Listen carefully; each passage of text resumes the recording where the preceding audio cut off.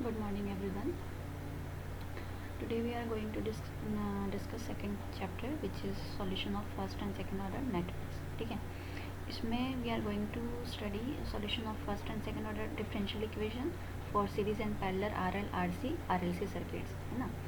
Then initial and final conditions in network element, forced and free response, time constants, steady state and transient state response. Okay, so okay, firstly here we are having circuit response. ठीक है, circuit response can be divided into two components. First one is steady state response, second one is the transient response. Okay, steady state response is does not change with time. Okay, and transient response changes with time. Okay, what it means transient and steady state I am going to discuss with you. See, अगर कोई भी हम जैसे कोई भी signal start होता है, कोई जैसे हम कोई एक वेव फॉर्म बनाते हैं, है ना. यहाँ पे मैंने ये इस तरह का एक वेव फॉर्म लिया. ठीक है, इनिशियली ये t इज इक्वल टू 0 के टाइम से शुरू हो रहा है ये, है ना. और धीरे धीरे ये जैसे टाइम बढ़ रहा है उसके अकॉर्डिंगली जो ये सिग्नल है ये इसमें भी वेरिएशन आ रहा है.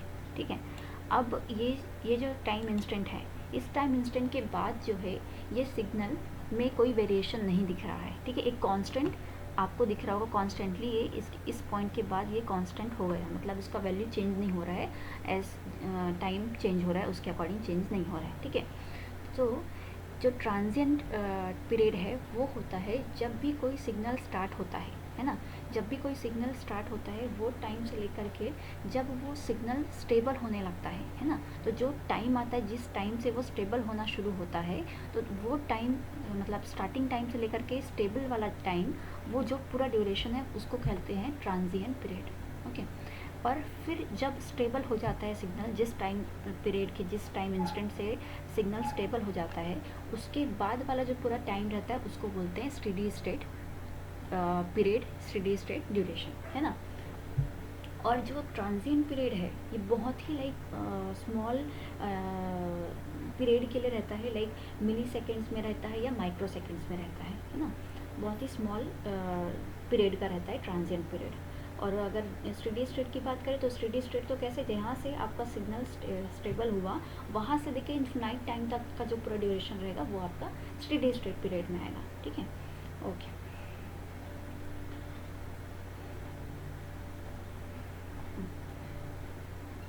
ये चीज़ें जो स्टेडी स्टेट रेस्पॉन्स और ट्रांजिएंट रेस्पॉन्स है ये हम आगे डिस्कस करेंगे ब्रीफली. फर्स्ट यहाँ पे मैंने आपको सिर्फ ट्रांजिएंट पीरियड और स्टेडी स्टेट पीरियड बताया, मतलब ट्रांजिएंट और स्टेडी स्टेट क्या होता है किसी भी सिग्नल की जब हम बात करते हैं तो. ठीक है, अब हमारे पास है सर्किट रेस्पॉन्स. ठीक है, बेसिकली यहाँ पे दो तरह के रेस्पॉन्स होते हैं circuit response. First one is natural response, second one is forced response. ठीक है, अब नेचुरल रेस्पॉन्स क्या है. नेचुरल रिस्पॉन्स जो है वो बताता है सर्किट के बिहेवियर को डिस्क्राइब करता है जब वो सर्किट में कोई भी एक्सटर्नल सोर्स हम ऐड नहीं किए रहते हैं, है ना. मतलब कोई भी एक सर्किट हमने लिया, उस सर्किट में अगर हमने कोई सोर्स नहीं लिया है, सिर्फ वहाँ पे एलिमेंट्स है, लाइक रेजिस्टेंस आपने कनेक्ट कर रखा है, इंडक्टर आपने कनेक्ट कर रखा है, कैपेसिटर आपने कनेक्ट कर रखा है, सपोज़ कोई स्विच ले लिया वो कनेक्ट करके रखा है ना. बट यहाँ पे जो सोर्सेस होने चाहिए, पावर सोर्सेस जो सर्किट को एनर्जी प्रोवाइड करें, है ना, तो वैसा हमने कनेक्ट नहीं किया है जब किसी सर्किट में. तो वो जो सर्किट है तो उसका जो रिस्पॉन्स होगा, उसका जो बिहेवियर हम देखेंगे वो आता है नेचुरल रिस्पॉन्स के अंडर. ठीक है, मतलब ऐसी सर्किट जिसमें कोई भी एक्सटर्नल सोर्सेस नहीं है, तो जब उस तरह के सर्किट की स्टडी करते हैं वो आता है आपके नेचुरल रिस्पॉन्स में. ठीक है, नेचुरल रिस्पॉन्स क्यों बोल रहे हैं यहाँ पे, because without any external sources वो जो सर्किट है वो अपना मतलब ऑपरेशन कर रहा है, उससे हम रिस्पॉन्स देख रहे हैं. ठीक है, सेकेंड वन आता है फिर फोर्स्ड रिस्पॉन्स. तो फोर्स्ड रिस्पॉन्स क्या होता है. फोर्स्ड रेस्पॉन्स में जो भी हम इलेक्ट्रिकल सर्किट लेते हैं, इलेक्ट्रिकल नेटवर्क लेते हैं, तो उसमें एक्सटर्नल सोर्स के यूज़ से, है ना, मतलब उसमें एक्सटर्नल सोर्स हम ऐड कर रहे हैं, उसके बाद फिर जो उसका बिहेवियर पूरा स्टडी करते हैं, उसका बिहेवियर पूरा जो एनालिसिस करते हैं वो आता है आपके फोर्स्ड रिस्पॉन्स के अंडर. हेलो, हाँ. फोर्स्ड रिस्पॉन्स और नेचुरल रिस्पॉन्स क्लियर हो गया। नेचुरल रिस्पॉन्स में क्या होगा, नेचुरल रिस्पॉन्स ऐसे मतलब सर्किट जिसमें हम कोई एक्सटर्नल सोर्स नहीं लेंगे और फिर विदाउट एनी एक्सटर्नल सोर्सेज जब हम सर्किट की बिहेवियर को स्टडी करते हैं उसको बोलते हैं नेचुरल रिस्पॉन्स की कैटेगरी में आना। और फोर्स्ड रिस्पॉन्स उसको बोलेंगे जिस इलेक्ट्रिकल नेटवर्क में हम एक्सटर्नल सोर्स ऐड किए रहेंगे और उसके अकॉर्डिंगली जब हम उसका बिहेवियर स्टडी करेंगे तो वो आएगा फोर्स्ड रिस्पॉन्स के अंदर, ठीक है। अब जब हम कंप्लीट रिस्पॉन्स की बात करते हैं तो कंप्लीट रिस्पॉन्स में क्या क्या आएगा, नेचुरल रिस्पॉन्स और फोर्स्ड रिस्पॉन्स मिला करके जो कंप्लीट रिस्पॉन्स आएगा वो रहेगा complete response of that particular network. या फिर बोल सकते हैं हम किसी भी सर्किट का जब हम transient and steady state response मिला करके जो रिस्पॉन्स आएगा उसको बोलेंगे complete response of any electrical network, electrical circuit, ठीक है। यहाँ पे मैंने लिखा है V complete is equals to V steady state plus V transient, है ना। मतलब यहाँ पे वही इस इक्वेशन से वही शो कर रहा है कि कंप्लीट रिस्पॉन्स अगर हम किसी सर्किट की स्टडी करना चाहते हैं तो उसके लिए हमको नेचुरल रिस्पॉन्स और फोर्स्ड रिस्पॉन्स दोनों को कंबाइन करके स्टडी करना पड़ेगा, या फिर स्टेडी स्टेट रिस्पॉन्स और ट्रांजिएंट रिस्पॉन्स को कंबाइन करके स्टडी करना पड़ेगा, ठीक है। ओके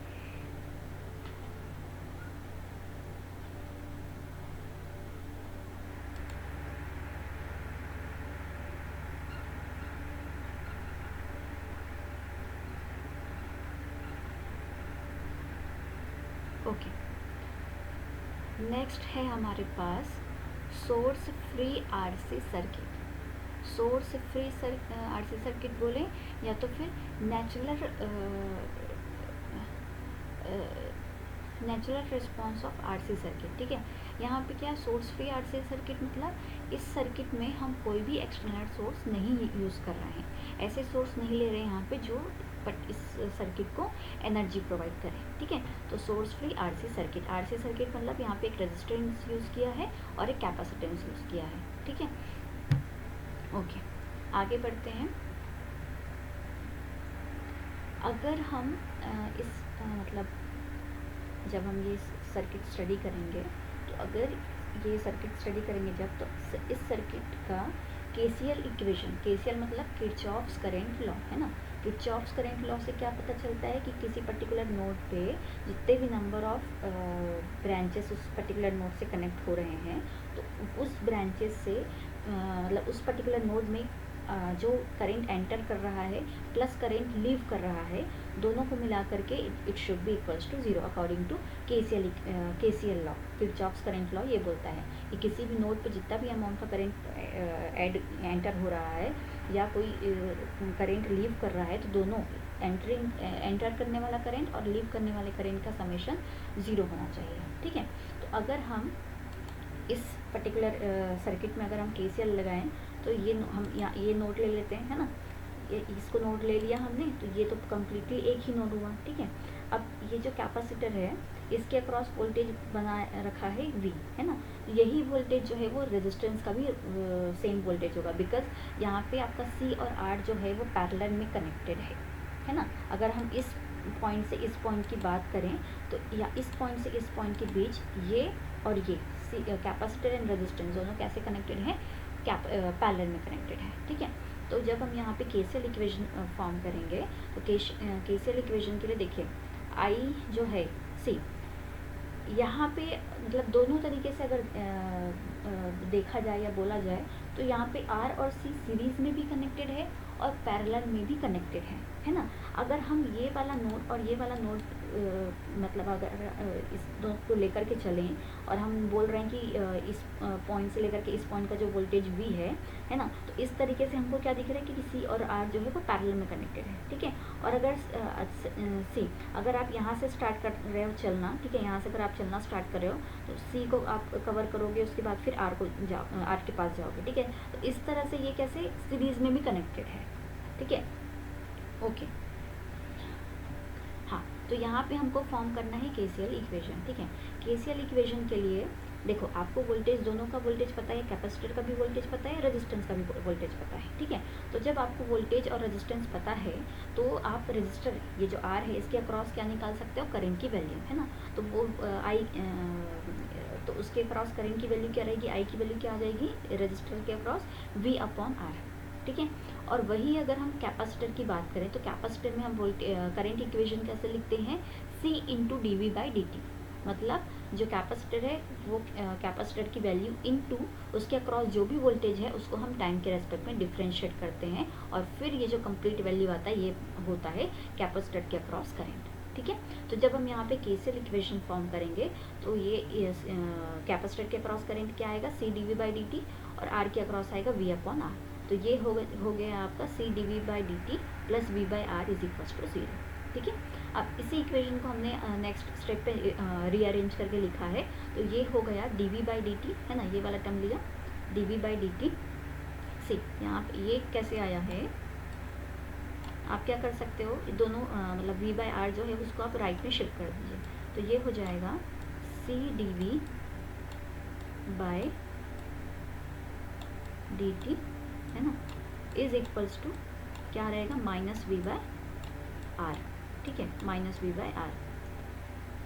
अब नेक्स्ट स्टेप क्या कर सकते हैं, जो v है उसको आप इधर ट्रांसफ़र कर दीजिए, तो ये इसके डिनोमिनेटर में आ जाएगा dv के, तो इट विल बिकम dv, है ना, dv बाई v, ठीक है। c को एज इट इज़ रहने दीजिए यहाँ पे और dt को ट्रांसफ़र कर दीजिए राइट में, सो this will become dt by r, है ना, और यहाँ पे एक माइनस का साइन है, ठीक है। अब नेक्स्ट स्टेप पे क्या क्या कर दिया, c को भी राइट में ट्रांसफ़र कर दिया, तो जब c को राइट में ट्रांसफ़र कर दोगे it will become like this, dv by v left में रह जाएगा और राइट में क्या जाएगा -1 upon R C into D, ठीक है, ओके। नेक्स्ट स्टेप पे फिर क्या करते हैं, इस इक्वेशन को जो right side and left side हमको अवेलेबल है इसको हम इंटीग्रेट कर देते हैं, ठीक है। तो जो राइट वाला इक्वेशन है ये वाला, ये आप टाइम के रेस्पेक्ट में इंटीग्रेट करेंगे और इसको किसके रेस्पेक्ट पे करेंगे, वोल्टेज के रेस्पेक्ट में, ठीक है। सो इंटीग्रेशन अप्लाई कर दिया दोनों साइड पे। अब यहाँ पे जो लिमिट डाला है वो है वी नॉट से वी टी, वी नॉट मतलब इनिशियल वैल्यू लिया है और वी टी फाइनल वैल्यू लिया है, ठीक है। और वैसे ही फिर यहाँ राइट साइड को टाइम के रेस्पेक्ट में इंटीग्रेट कर रहे हैं, सो ये वेरी हो रहा है 0 से t, ठीक है, t इज इक्वल्स टू 0 से लेकर के t is equals to t तक इसका वेरिएशन दे दिया है, ठीक है।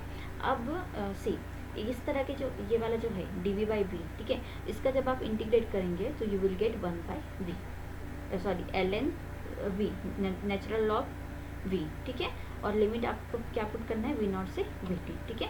अब राइट साइड में जब हम आएंगे तो ये -1 by R C, this is constant term, है ना, तो -1 by R C as it is रहेगा।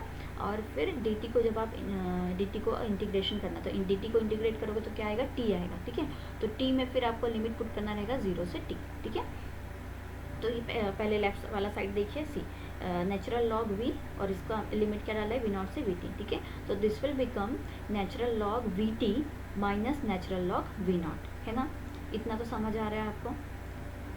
ये कैसा है, L N V natural log करके इसको जब आपने इंटीग्रेट किया तो एल एन वी आया, ठीक है। इसमें आपने क्या डाला है, लिमिट वी नॉट से वी टी डाला है, ठीक है। तो जब आप ये लिमिट पुट करोगे तो क्या आएगा, L N V T minus L N V naught, है ना, ओके। अब राइट साइड में डी टी को जब आपने इंटीग्रेट किया तो डी टी को इंटीग्रेट करने के बाद हमको क्या मिलेगा, टी मिलेगा, ठीक है। And after putting the limits we will have T minus 0 और ये this is the constant term, तो ये तो एज इट इज़ रहेगा, ठीक है, ओके। अब नेक्स्ट स्टेप पे देखिए, जो L N V T minus L N V naught था इसको हमने इस तरह से लिखा है, ठीक है।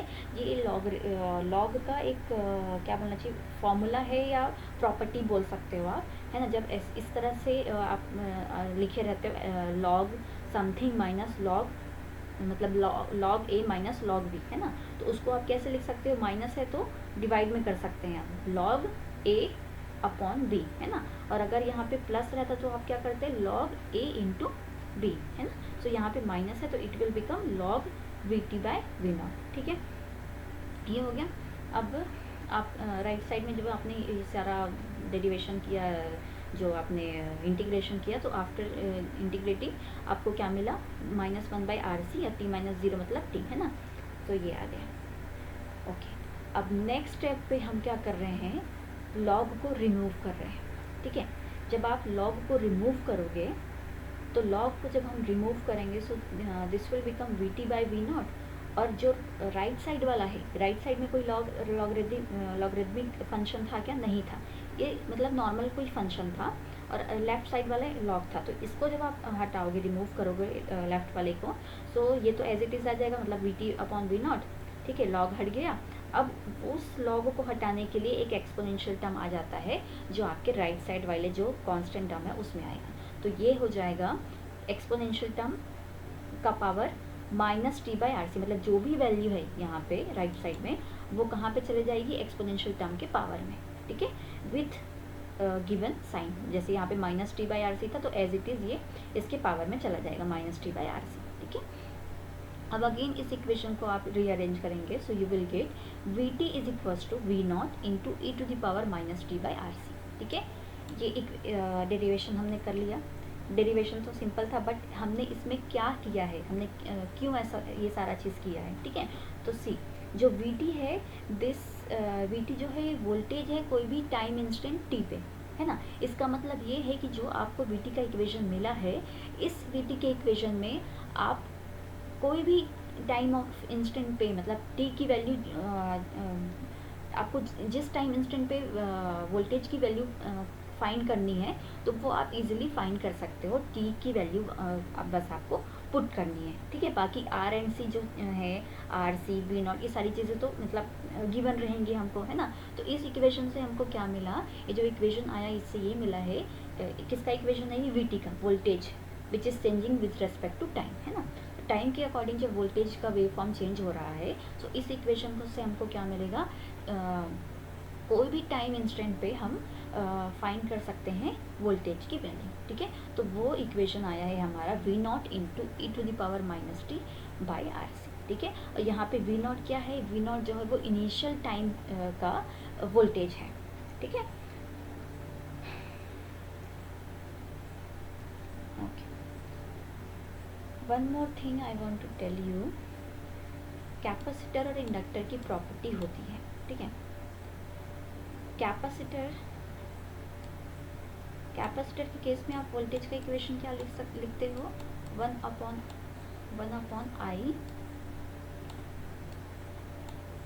Upon C I D T, ठीक है। ये किसका इक्वेशन होता है? कैपेसिटर में वोल्टेज का इक्वेशन, ठीक है। और कैपेसिटर में करंट का इक्वेशन कैसे लिखते हैं?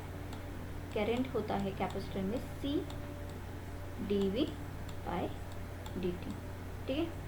वहीं जब हम इंडक्टर की बात करते हैं तो इंडक्टर में वोल्टेज का इक्वेशन कैसे फॉर्म करते हैं? वोल्टेज होता है one upon L integration, this is integration of I with respect to time, ठीक है। ये होता है आपका वोल्टेज का इक्वेशन इंडक्टर में, ठीक है। वहीं जब हम करेंट का इक्वेशन देखते हैं इंडक्टर में तो वो होता है एल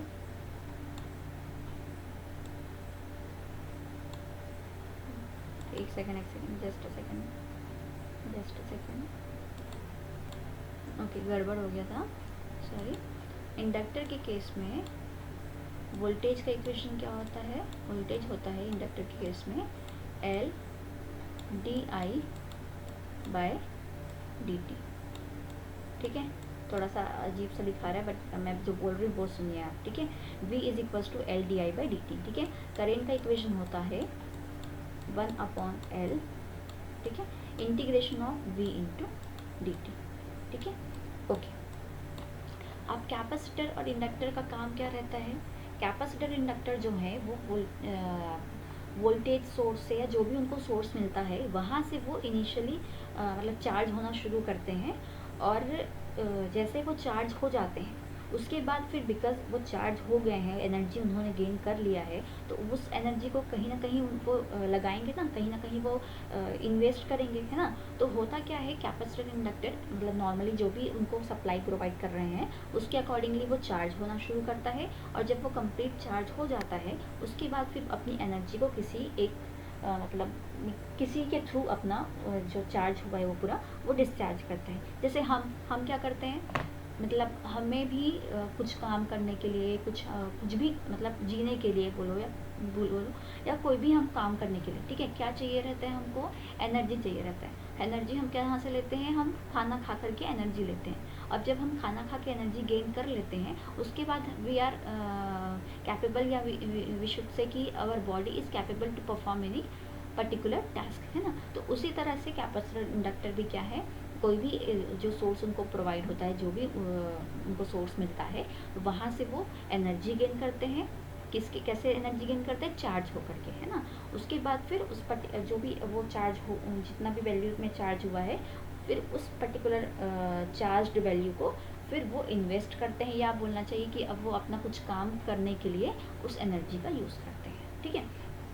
ओके, तो यहाँ पे मैं आपको एक चीज़ बताना चाह रही थी कि कैपेसिटर के केस में जो वोल्टेज है वो इंस्टेंटली चेंज नहीं होता। इंस्टेंटली चेंज नहीं होता मतलब, रुको मैं बताती हूँ, ठीक है। ये एक चीज़ आप मतलब नोट कर लीजिए कि कैपेसिटर के केस में voltage does not change instantly, ठीक है। एक इंस्टेंट पे कैपेसिटर का वोल्टेज चेंज नहीं होता। वही इंडक्टर के केस में current does not change instantly, ठीक है। इमीडिएटली इंस्टेंटली इंडक्टर में करेंट की वैल्यू चेंज नहीं होती है, ठीक है। सी, ये जो सेकंड चैप्टर में है, इसमें हम लाइक टाइम के अकॉर्डिंगली जो इनका वेरिएशन है वो सारी चीज़ें देखने वाले हैं। बिकॉज इसमें हम ट्रांजिएंट रिस्पॉन्स देखेंगे, स्टेडी स्टेट रिस्पॉन्स देखेंगे। तो transient and steady state response क्या है, टाइम के अकॉर्डिंगली इनका बिहेवियर चेंज होता है ना, जो सर्किट का जो सिग्नल का बिहेवियर चेंज होता है, तो वो एक स्टेडी स्टेट रिस्पॉन्स और एक होता है ट्रांजिएंट रिस्पॉन्स। तो वही सारी चीज़ें देखने वाले हैं, ठीक है।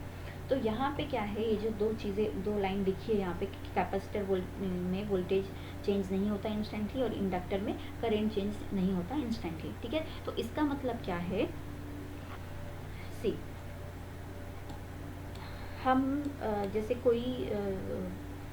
कोई भी सिग्नल्स के बारे में बात करते हैं कि भाई ये जो पर्टिकुलर सिग्नल है ये t इज इक्वल टू 0 से शुरू हुआ। जैसे मैं एक वेव फॉर्म बना रही हूँ, ठीक है, ये मैंने एक वेव फॉर्म बनाया, ठीक है ना। तो ये जो वेव फॉर्म है ये t इज इक्वल टू 0, ये 0 है ना, ये हो गया 1, ये हो गया 2, ठीक है। तो t इज इक्वल टू 0 से ये वेव फॉर्म शुरू हुआ है, और फिर जैसे टाइम चेंज हो रहा है वैसे वैसे उसका जो वेव फॉर्म की वैल्यू है, उसका शेप वगैरह सारा चेंज होते जा रहा है, ठीक है। तो यहाँ पे हम बात करते हैं t इज इक्वल टू 0 की, उसके बाद फिर हम बात करेंगे t इज इक्वल टू 1 की, या t इज इक्वल टू 0.1 की, ठीक है। बट यहाँ पर जो transient and steady state response जो पढ़ने वाले हैं इस चैप्टर में, तो यहाँ पे हम क्या देखने वाले हैं, t is equal to 0 time पढ़ेंगे, ठीक है। एक पढ़ेंगे हम t is equal to 0 minus time, एक पढ़ेंगे हम t is equal to 0 plus time, ठीक है। अब इसका मतलब क्या हुआ, ठीक है, t इज इक्वल टू 0 तो हमको पता है, t is equal to 0 normal, 0 means एक नॉर्मल वैल्यू है ना। अब 0 माइनस और 0 प्लस का मतलब क्या हुआ, तो सी, t इज इक्वल टू 0, अगर हम t इज इक्वल टू 0 का रेफरेंस ले रहे हैं, तो t is equal to 0 plus जो है वो इसका एडवांस टाइम है। मतलब t इज इक्वल टू 0 के बाद वाला जो टाइम है that is t is equal to 0 plus, ठीक है। And t is equal to 0 minus जो है वो क्या है, t इज इक्वल टू 0 के जस्ट पहले वाला टाइम है, जस्ट पहले वाला टाइम है, ठीक है। तो 3 टाइम की स्टडी हमको यहाँ पे करनी है, t is equal to 0 minus, t is equal to 0 and t is equal to 0 plus, है ना। तो t इज इक्वल टू 0 अगर हम रेफरेंस ले रहे हैं, तो t is equal to 0 plus जो है वो कब आएगा, t इज इक्वल टू 0 के जस्ट बाद वाला टाइम, ठीक है। And t is equal to 0 minus जो है वो कब आएगा, t इज इक्वल टू 0 के बिफोर, जस्ट बिफोर, ठीक है। तो ये चीज़ हमको इसमें करना है, मतलब ये क्योंकि जनरली होता क्या है 0 प्लस 0 माइनस अपन को कन्फ्यूजन होता है, इसलिए मैंने ये चीज़ आपको बताई अभी, ठीक है। ओके, अभी जो हमने 3 टाइम पढ़ा, t is equal to 0, t is equal to 0 minus, t is equal to 0 plus, ठीक है। वो चीज़ आपको इस फर्स्ट ऑर्डर सर्किट जो है आरसी सर्किट, इसमें आपको वो चीज़ क्लियर होगी, ठीक है। चलो देखते हैं हम ये क्या है, ये सोर्स फ्री आरसी सर्किट है, ठीक है। एक आरसी सर्किट डिज़ाइन किया है सोर्स फ्री। सोर्स फ्री का क्या मतलब है कि इस सर्किट में कोई भी एक्सटर्नल सोर्सेस अवेलेबल नहीं है ना। विदाउट एक्सटर्नल सोर्सेस ये सर्किट बना गया है। ओके, तो यहाँ पे आप देख रहे हैं 3 चीज़ें अवेलेबल है यहाँ पे। एक कैपेसिटर है, एक स्विच है, ये स्विच का साइन है, ठीक है, और एक है रजिस्टर। रजिस्टर को आप कैसे रिप्रेजेंट करते हो, इस तरह से रिप्रेजेंट करते हो। वैसे ही स्विच को कैसे रिप्रेजेंट करते हैं, ये इस तरह से, ठीक है, ऐसा। ये स्विच को रिप्रेजेंट करने का मतलब सिंबल है, ये स्विच का सिंबल है ये, ठीक है। ओके, यहाँ पे आपको दिख रहा होगा इस सिंबल में, ये यहाँ से लेकर के यहाँ तक ये हुआ स्विच का सिंबल, दिस इज स्विच का सिंबल, है ना। और ये जो एरो है ये क्या बता रहा है, एरो जो है वो ये बता रहा है कि इस स्विच को हम क्लोज कर रहे हैं, ठीक है। मतलब जो स्विच है t इज इक्वल टू 0 पे ये स्विच क्लोज होगा, समझ रहे हो, t इज इक्वल टू 0 पे क्लोज होगा। तो t इज इक्वल टू 0 पे क्लोज होगा मतलब हमको 3 टाइम की स्टडी करनी है। एक t इज इक्वल टू 0, एक t is equal to 0 minus, और एक t is equal to 0 plus, ठीक है। तो जब ये स्विच जो है वो t इज इक्वल टू 0 पे क्लोज हो रही है, इसका मतलब क्या हुआ कि ये जो स्विच है, ये switch t is equal to 0 minus पे ओपन था। समझ रहे हैं आप लोग, मतलब जब मैं बोलती हूँ, जैसे मैंने जस्ट एग्जाम्पल के लिए बता रही हूँ आपको, जैसे जब घर मतलब कुछ काम कर रहे हैं हम, ठीक है, तो मैं मतलब टाइमर से मैं टाइम मेज़र कर रही हूँ, ठीक है। तो मैं क्या बोलती हूँ कि जब टाइम 2 सेकंड हो गया था, 2 सेकंड के बाद इसने खाना खाना शुरू किया, ऐसा बोलती हूँ मैं, है ना। तो उसका मतलब क्या होगा कि वो जो 2 सेकंड टाइम था उसके पहले उसने शुरू नहीं किया था खाना खाना, है ना। वो मतलब उसके पहले वो खाना वाला काम कुछ कर ही नहीं रहा था। वो t इज इक्वल टू मतलब टाइम 2 सेकंड जब हुआ तब उसने खाना शुरू किया है। इसका मतलब क्या हुआ कि टाइम 1 सेकंड में, जब 1 सेकंड टाइम हुआ था उस वक्त वो खाना नहीं खा रहा था, ठीक है। तो वही चीज़ यहाँ पे भी लागू हो रही है कि ये जो रिप्रेजेंटेशन है इससे हमको क्या पता चला, ये जो एरो है ये बता रहा है कि स्विच क्लोज कर रहे हैं, और कब क्लोज कर रहे हैं ये टाइम आपको यहाँ पे दिया हुआ है, t इज इक्वल टू 0 पे आप स्विच को क्लोज कर रहे हो, ठीक है। तो जब t इज इक्वल टू 0 पे क्लोज कर रहे हो, इसका मतलब ये हुआ कि t इज इक्वल टू 0 के पहले वाला टाइम जो जिसको हम रिप्रेजेंट करते हैं t is equal to 0 minus से, है ना। तो t इज इक्वल टू 0 के पहले वाला टाइम जो है t is equal to 0 minus, तो t इज इक्वल टू 0 पे वो स्विच ओपन था, ओके। और जब हम t is equal to 0 plus की बात करेंगे तो हम बोलेंगे कि t इज इक्वल टू 0 पे स्विच क्लोज हो गया था, ठीक है। ये चीज़ें मैंने देखिए यहाँ पे लिख करके रखी हैं, ठीक है। इस रिप्रेजेंटेशन से हमको ये समझ आया कि भाई ये जो स्विच है वो time t is equal to 0 पे क्लोज हुआ है। इसका मतलब ये हुआ कि ये जो स्विच है वो ओपन था t is equal to 0 minus में, और ये जो स्विच है वो क्लोज होगा t is equal to 0 plus में। मतलब 0 से लेकर के आगे जो भी टाइम आएगा उस टाइम पे वो क्लोज रहेगा, ठीक है। ओके, अब देखो ये जो सोर्स फ्री आरसी सर्किट है, यहाँ पे क्या क्या हमने एलिमेंट ले रखा है, एक रेजिस्टर लिया है, एक कैपेसिटर लिया है ना। ओके, तो इनिशियली ये जो सर्किट था वो ओपन था, बिकॉज स्विच जो है वो क्लोज नहीं था। जब स्विच क्लोज नहीं था मतलब क्या कि ये सर्किट ओपन था। तो जब सर्किट ओपन था तो उस केस में जो कैपेसिटर है उसको कोई एनर्जी नहीं मिलेगा।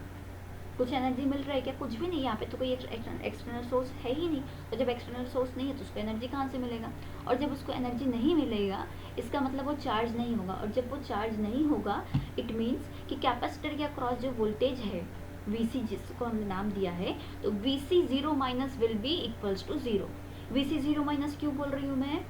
क्योंकि अभी हम किसकी बात कर रहे हैं? अभी हम जब स्विच ओपन था उसकी बात कर रहे हैं, ठीक है। स्विच ओपन था तो ये जो सर्किट था वो ओपन है। जब सर्किट ओपन रहता है, किसी भी नेटवर्क की बात कर लें तो वहाँ पे करंट फ्लो नहीं होता, ठीक है। तो यहाँ पे करंट फ्लो नहीं होगा जब स्विच ओपन था तो, और जो कैपेसिटर है ये भी चार्ज नहीं होगा, और जब कैपेसिटर चार्ज नहीं होगा तो वो VC 0 माइनस की वैल्यू विल बी 0, ठीक है। अब अभी मैंने जो दो कुछ देर पहले हमने जो पढ़ा, प्रॉपर्टी बताया और आपको मैंने कैपेसिटर इंडक्टर का, तो वहाँ पे हमने क्या देखा कि कैपेसिटर की प्रॉपर्टी क्या रहती है कि कैपेसिटर के केस में वोल्टेज जो है वो डज नॉट चेंज इंस्टेंटली।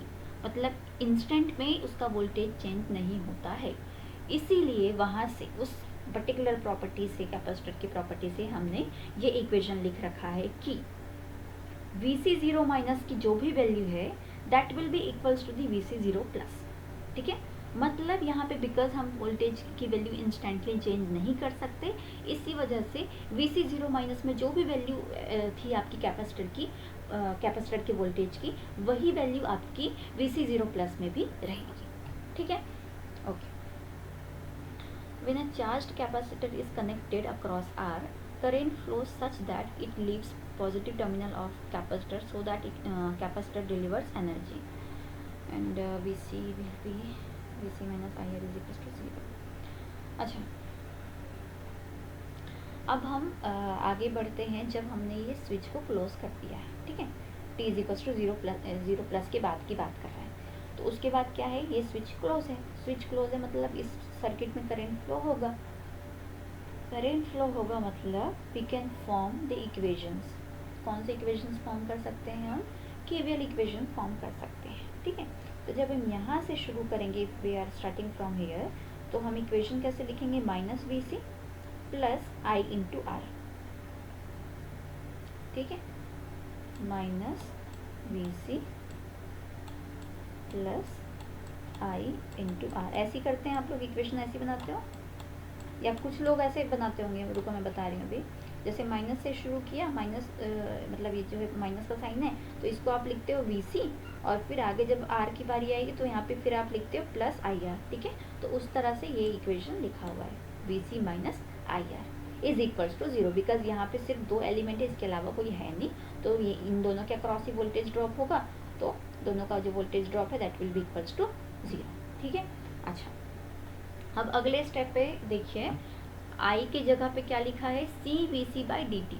मतलब सी, यहाँ पे जो करंट फ्लो हो रहा है वो करंट सी के अक्रॉस भी फ्लो हो रहा है, वही वाला करंट, और वही करंट रेजिस्टेंस के अक्रॉस भी फ्लो हो रहा है। ठीक है, तो आई की वैल्यू को आप अगर वी सी के टर्म्स में लिखो तो वो क्या आएगा? I will be equals to C into D V C by D T. ठीक है, तो वही चीज़ यहाँ पे लिख रखी है, C into D V C by D T. और नेगेटिव का साइन क्यों है? बिकॉज करंट का डायरेक्शन अपवर्ड है, और यहाँ पे जो वोल्टेज का साइन है वो नीचे वाला माइनस है, ऊपर वाला प्लस है। ठीक है, तो ये इसलिए ये आ गया minus C D V C by D T. ठीक है, अब ये माइनस माइनस हो गया plus, so this will become C D V C by D T. ठीक है, और यहाँ पे क्या किया है, ये जो आर और सी का मल्टीप्लाई है, इसको दोनों मतलब टर्म्स में आर सी से डिवाइड कर दिए, तो जब दोनों टर्म को आर सी से डिवाइड कर दोगे तो आर और सी यहाँ से कैंसिल हो जाएगा, और बी सी के डिनोमिनेटर में आ जाएगा आर सी, है ना। तो ये इक्वेशन फिर नया फॉर्म हो गया, D V C by D T plus B C by R C is equals to 0, या आप लिख सकते हो D V C by D T is equals to minus B C by R C. ठीक है, तो ये जो दो सर्किट का हमने अभी एनालिसिस किया वो आपको समझ आया होगा, आई होप सो। अगर कुछ डाउट होता है तो आप लोग अगले क्लास में बोल सकते हैं। Okay, thank you.